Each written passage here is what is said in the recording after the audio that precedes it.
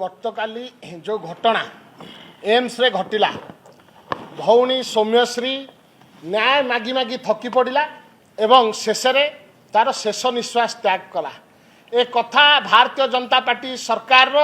संपूर्ण विफलतार प्रतिफलन सी तार न्याय पाई 12 दिन काल गुहारी कला मुख्यमंत्री को निवेदन करछि उच्च शिक्षा मंत्री को जनई सेठिकार बालेश्वर स्थानीय विधायक एवं सांसद को मध्य से निवेदन करछि ताकू न्याय दिया जाऊ ताकू मानसिक एवं शारीरिक स्तर रे ताकू जो भली भावे ता ऊपर अत्याचार करा जाउथला से न्याय कही मागी मागी रहीगला किंतु भौणी सौम्यश्री को न्याय मिलला नहीं। आज समग्र ओडिशा संपूर्ण भावे स्तब्ध समग्र ओडिशा आज कांदुची भौणी सौम्यश्री पाई आज ठारू विजु युव जनता दल एवं छात्र जनता दल ओडिशार छात्र समाज एवं युव समाज को आह्वान देवाक चाहे वर्तमान ठारू छात्र आंदोलन आरंभ है राजरास्ता को कॉलेज सामने विक्षोभ प्रदर्शन करेंगे छात्र माने एवं युवक माने मुख्यमंत्री कुशपुतलिका दाह करेंगे एवं दृढ़तार सहित ओडिशार मुख्यमंत्री आमे सी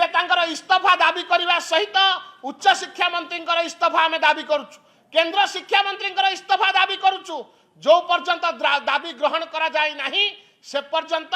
ओडिशा रे छात्र माने युवक माने शांत होई बसिबे नहीं ओडिशा रे निया जलिब सौम्यश्री को न्याय प्रदान करिया पई आमे लड़ाई करू शेष स्तर पर्यंत विजु युव एवं छात्र जनता दल जीव ए जो संवेदनशील घटना घटी